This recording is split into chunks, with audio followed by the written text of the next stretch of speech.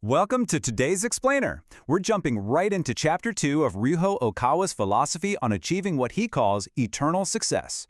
We're going to explore exactly how to win, but not just a quick one-off victory. We're talking about mastering both your internal mindset and your external competitive environment to win consistently over an entire lifetime.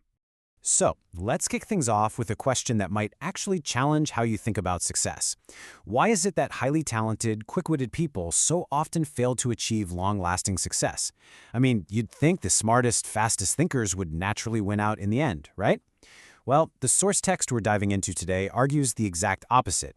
It suggests that those quick thinkers frequently panic and completely fall apart when the tide turns against them. As the original text lays out, getting to that level of eternal success requires a massive, fundamental shift in perspective.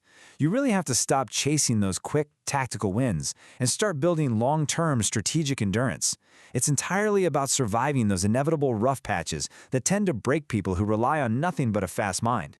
To figure out how to win the long game, we're going to look at why fast thinkers often get trapped, how to build an unmoving mind, a really fascinating metaphor about a drowning swimmer, and finally, how to outsmart your rivals by finding your own hidden flavor. Let's get right into it. First step, let's talk about the trap of the fast thinker, and why having a quick mind can sometimes be a huge liability. Just look at the contrast here. On the one hand, you've got the fast thinker. Sure, they're absolutely brilliant in the moment, snagging all these short-term tactical wins. But the problem? Their emotions are on a total roller coaster, swinging wildly between joy and sorrow with every tiny victory or defeat. When a real crisis hits, they're the first to panic.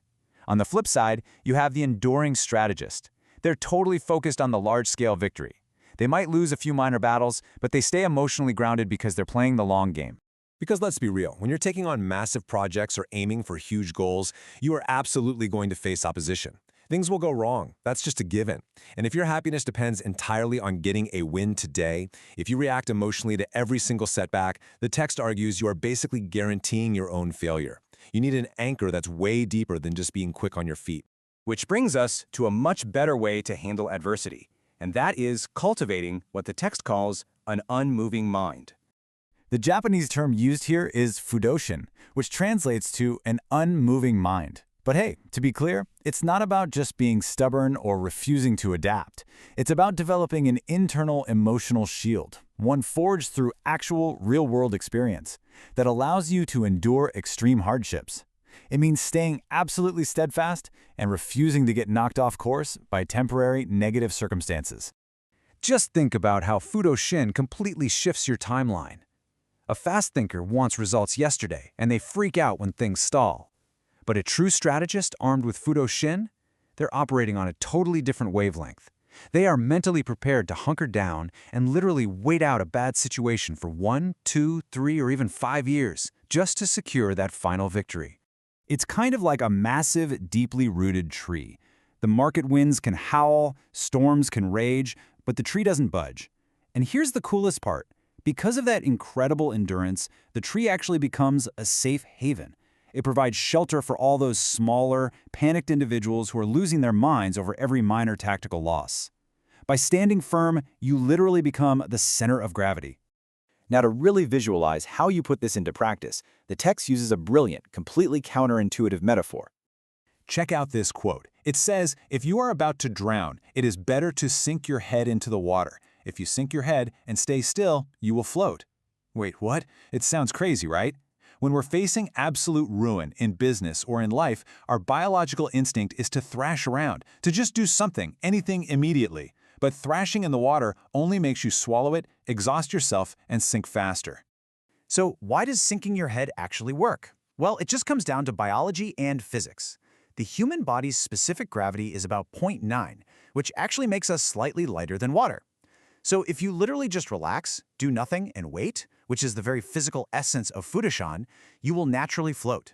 You just have to endure until the hardship passes. All right, so you've got your internal shield locked in. Now you have to look outward and focus on your external strategy, analyzing your rivals. To survive in a competitive environment, observing your rivals is absolutely critical. You have to study their strengths and adopt their successful methods just to level the playing field. But you also have to aggressively hunt for their weaknesses to identify the gaps in what they offer. Strengths and weaknesses are literally two sides of the same coin. So if you can spot those gaps, you can exploit them to create incredibly effective niche strategies. The text gives a really fascinating real-world example of this. Not a high school in Japan. They basically dominated top-tier university acceptances. But it wasn't just a lucky break. They systematically leveraged a massive structural strength by using a combined 6-year junior and senior high curriculum. It was a profound advantage that all their rivals then had to analyze and figure out how to contend with. But here's the catch. Just analyzing and copying isn't enough for long-term dominance. You have to find your hidden flavor. Because even if you win today, resting on your laurels practically guarantees defeat tomorrow. Why? Because your rivals are eventually going to copy your hit products or services. It's inevitable. To survive, you must proactively develop what the text calls a hidden flavor, or kakushiaji. This means the true, absolute core reason for your continued success has to remain entirely invisible to the outside world. Think about it like a magic trick. If your competitors cannot figure out why your product or method is such a massive hit, they can't reverse engineer it.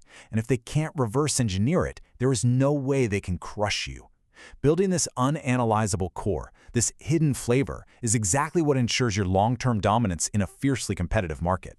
So, bringing it all together, we're looking at a 4-step cycle for continuous victory. Step 1, cultivate Fudoshin to completely secure your mind against panic. Step 2, use that unmoving mind to just endure the inevitable market storms. Step 3, once you're stable, meticulously break down your competitors' strengths and gaps. And finally, step 4, constantly develop your invisible, completely uncopyable hidden flavor. I'm going to leave you with this final provocative thought to chew on. Think about your own life, your business, or even your closest rival.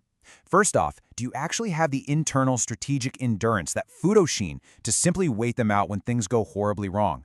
And second, if you analyze them right now, do you know what their hidden flavor is? Because to achieve eternal success, you have to master that delicate balance between absolute internal peace and relentless external vigilance.